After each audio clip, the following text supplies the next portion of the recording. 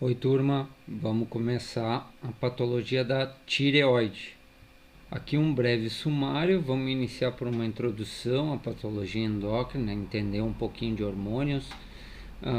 Depois a gente fala de doenças inflamatórias e anormalidades funcionais da tireoide, tumores e, no final, algo de alterações congênitas. E a primeira pergunta que a gente tem que nos fazer é quais são as células, órgãos do sistema endócrino, o que são hormônios e quais os principais tipos de hormônios. O sistema endócrino ele é constituído por células que secretam hormônios, né? A gente vai ter então glândulas inteiras endócrinas, ou a gente pode ter partes de órgãos, né, que são endócrinos, ou células endócrinas isoladas distribuídas pelo nosso organismo. Por exemplo, partes do sistema nervoso central, como no hipotálamo e a pineal, são, quer dizer, apresentam células, né, produtoras de hormônios. Alguns órgãos endócrinos, né, também chamadas de glândulas, produtoras de hormônios, são a hipófise, a tireoide, as paratireoides e as adrenais. Agora, alguns órgãos com componente endócrino, como exemplos, a gente tem o testículo, o ovário e o pâncreas. Células isoladas endócrinas distribuídas a gente vai ter no trato respiratório e digestivo. E o que são hormônios? Os hormônios são substâncias endócrinas secretadas no sangue, né, para atuar à distância. Então, que usam o sangue como meio de transporte para chegar em determinado alvo à distância. Recentemente, o conceito de molécula endócrina vem sendo ampliado, porque foi identificado que hormônios, né, eles têm uma ação que pode funcionar como parácrina ou autócrina, então não ter aquele deslocamento à distância para atuar, pode atuar mesmo então em células próximas ou na própria célula que aquele hormônio está sendo produzido. E os principais tipos de hormônios são os hormônios peptídeos, aí incluídos insulina, prolactina e paratormônio, os hormônios constituídos por aminas, que são as adrenalinas, histamina e a serotonina, e os hormônios esteroides, como cortisol, estrógenos e andrógenos. Falando sobre as diferenças nos tipos de hormônios, a gente vai ter os hormônios peptídeos, que são sequências menores de aminoácidos, né, que formam proteínas. Então, peptídeos e proteínas e as aminas, eles geralmente são armazenados na célula de origem em grânulos neuroendócrinos. Então, o hormônio ele fica armazenado. Quando são liberados, eles atuam em receptores de membrana, então na membrana citoplasmática, e o efeito dele vai ser o de ativar uma via intracitoplasmática, né? Que daí em diante vai então desencadear uma cascata, onde vai ter nessa cascata mensageiros secundários, né, que vão partir ali da membrana para enviar então um sinal até atingir o DNA nuclear.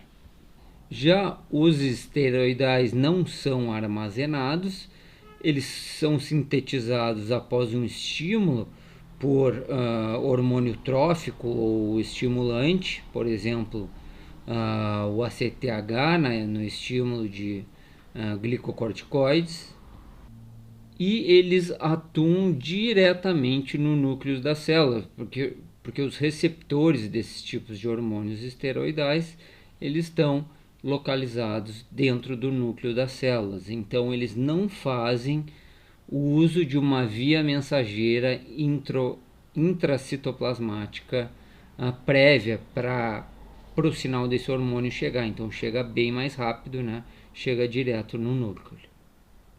Aqui eu deixo um link de um vídeo da Khan Academy que detalha os tipos de hormônios, é bem interessante numa parte introdutória.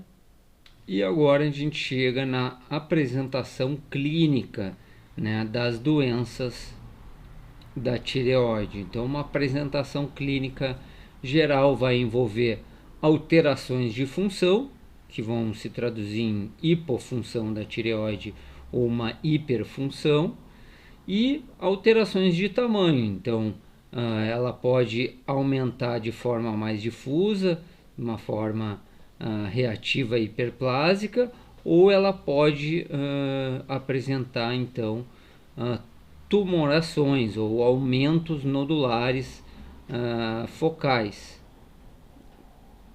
E um dos conceitos que a gente tem que cuidar é, por exemplo, quando a gente se faz a pergunta, o aumento de células endócrinas está sempre associado com hiperfunção, né? Por exemplo, na tireoide não é assim. Na doença de Graves a gente tem muita hiperfunção e não temos aumento de células endócrinas. Na hiperplasia multinodular a gente tem um grande aumento das células endócrinas e não necessariamente pode se apresentar com hiperfunção. Uma neoplasia, onde vai ter em tese mais células produtoras de hormônios, pode não ter hiperfunção associada. A tireoide normalmente está localizada na porção anterior da laringe, né, na porção cervical média, superficial. Embriologicamente ela segue aquele trajeto que vem desde a base da língua e desce até o pescoço. Então a gente tem uma linha tireoglosso, né, de onde teve o deslocamento da tireoide. E na histologia, a tireoide então é constituído por folículos tireoidianos, né, que tem o coloide, né, que é esse material rósea que está dentro dos folículos armazenado aqui por esse material proteináceo ali, né, o coloide, que é constituído por tireoglobulina, é uma forma de depósito de hormônio que as células foliculares produzem e depois utilizam quando querem liberar o hormônio de forma livre na circulação. Então, a gente vai ter no parênquima da tireoide as células foliculares, né, que produzem o coloide, e as células C, né, ou parafoliculares, que a gente vê aqui iluminadas, vamos dizer, por imunistoquímica com um marcador para calcitonina, né? Essas células C, então, são produtoras de calcitonina, então elas produzem calcitonina. E como é que funciona a fisiologia hormonal da tireoide? Qual é o efeito na periferia? Como é que a gente chama o efeito clínico na função aumentada ou diminuída? Como eu falei antes, então, por um estímulo central que vem lá da porção anterior da hipófise, né, o hormônio tireoestimulante, ele chega na célula folicular e estimula essa célula folicular a usar o coloide e a sintetizar o hormônio da tireoide, o T3 e o T4, né, e liberar ele na corrente sanguínea. As principais doenças da tireoide, então, vão envolver alterações hormonais e a formação de tumores.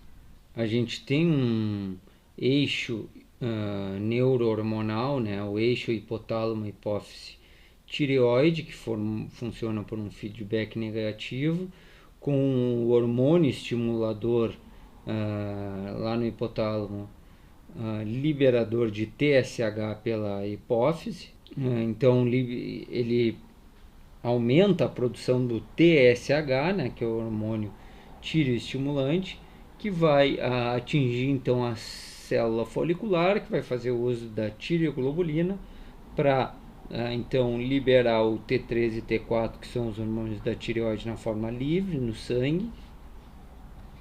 E esses hormônios então chegam na periferia e vão atuar nas células periféricas. A gente tem uma série de moléculas que são ditas bociogênicas, que então induzem, né, o aumento da tireoide. Por exemplo, drogas como propiltiuracil ou alguns constituintes da dieta podem ter esse efeito bociogênico. Quando a gente tem hiperfunção da tireoide, que se traduz, né, como um aumento dos hormônios, dos níveis hormonais no sangue, a gente vai ter o hipertireoidismo. Né? Quando a gente tem hipertireoidismo com sintomas, a gente chama isso aí de tireotoxicose. Tá? Na doença de Graves, então, uma das principais causadores de tireotoxicose, a gente vai ter esse aumento primário de hormônios sendo causada pela doença. A gente pode ter aumento da glândula então por hiperplasia, e se esses nódulos forem funcionantes, a gente chama eles de nódulos quentes, né, eles também vão levar a tireotoxicose. E também o caso de neoplasias, então um adenoma de tireoide, ele pode então ser funcionante também e levar a cenários de hipertireoidismo, né, com tireotoxicose. Clinicamente, como é que aparece esse hipertireoidismo? Ele aparece com sinais de hipermetabolismo, de hiper ou superestimulação pelos hormônios da tireoide, incluídos aí então taquicardia, palpitação, fibrilação, hipercinesia, tremor, ansiedade, uma fadiga muscular, aumento de apetite, diarreia, sudorese e até osteoporose. A gente pode ter ainda causas secundárias, uma causa secundária de hiperfunção da tireoide, que vai estar sendo que vai estar sendo gerado por um nódulo ou neoplasia produtora de TSH, né, geralmente um adenoma de hipófise.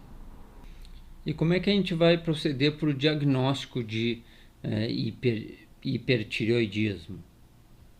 A gente vai dosar os níveis séricos de TSH e de hormônio livre, e também podemos fazer um teste de captação de iodo radioativo. No cenário raro, então, de TSH elevado com hormônios elevados, a gente vai ter que suspeitar de uma tumoração, um adenoma de hipófise. Se a gente tiver os hormônios elevados e o TSH baixo, a gente vai proceder com um teste de captação de iodo. Neste teste, a gente capta, então, escaneia a tireoide para ver o quanto ela está captando. Se ela tiver captando de forma baixa, a gente vai pensar numa tireoidite, num hormônio de tireoide ectópico ou hormônio exógeno em excesso, né, atingindo o sangue. Agora, se a tireoide está captando muito desse iodo de forma difusa, né, isso aí acontece muito na doença de Graves. Se for mais num padrão nodular, a gente vai pensar então numa hiperplasia multinodular da tireoide, né, tóxica, ou um adenoma, né, se for mais localizado tóxico de tireoide.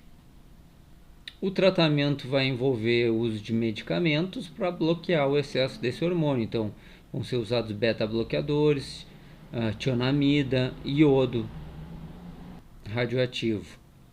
E também pode-se então proceder com a cirurgia da tireoide e retirada da glândula.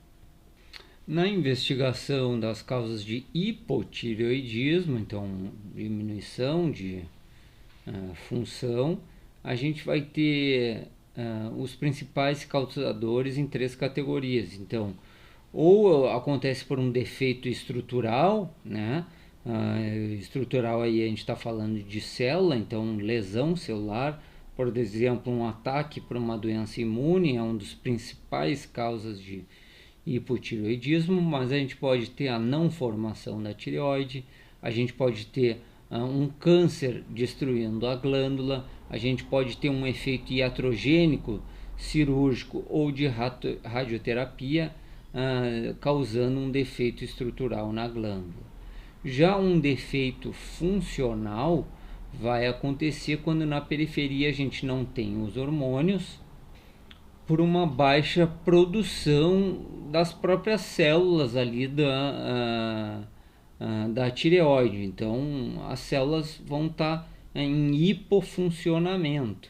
Então, por exemplo, alguns alimentos com efeitos bociogênicos, né? O nabo, a mandioca, eles vão interferir ali na produção do hormônio, então vão diminuir essa quantidade do hormônio que chega na periferia. A deficiência de iodo, da mesma forma, as células foliculares fazem uso de iodo para conseguir produzir os hormônios, e também a gente vai ter medicamentos, então, propiltiroacil, metimazol, lítio, tudo isso aí influencia na célula folicular e ela produz menos hormônios, e a gente vai ter menos hormônios na periferia. E por último, algumas condições extratireoidianas que podem causar o hipotireoidismo, a gente vai ter então problemas naquela cadeia hormonal. Então lá o hipotálamo, a hipófise, por insuficiência, algum defeito local, a presença de algum tumor, né? Ou ausência de transportadores no sangue, pode então ter alguma alteração no eixo hormonal e não chegar aquele hormônio estimulante na tireoide, que então vai diminuir o processamento e geração e secreção de hormônio para a periferia. Falando da principal causa de hipotireoidismo, a gente vai falar de tireoidite de Hashimoto, né? É uma doença autoimune muito comum. Outra causa é a deficiência de iodo, né? Essa causa aumenta em locais, em áreas mais remotas, né? Onde a gente não tem o uso difundido de sal iodado. Então, no Himalaia, nos Andes, a gente tem uma alta taxa de bócio relacionado à deficiência de iodo e, consequentemente, hipotireoidismo. O cretinismo acontece quando a gente tem o hipotireoidismo já presente na infância. Isso aí pode acontecer por um erro ou deficiência no metabolismo do iodo, ou uma agenesia da glândula. Na clínica, os efeitos de hipotireoidismo são a diminuição do metabolismo basal e das funções corporais. Aí a gente vai ter como sinal e sintoma bradicardia, constipação, pele seca, mixedema. A gente pode ter amenorreia, obesidade, fraqueza muscular e vários outros sintomas que surgem por esse hormônio na periferia diminuído. O diagnóstico, então, a gente vai fazer por laboratório, a gente vai ter o TSH aumentado, né, com os hormônios diminuídos na periferia. O tratamento vai ser, então, repor o hormônio.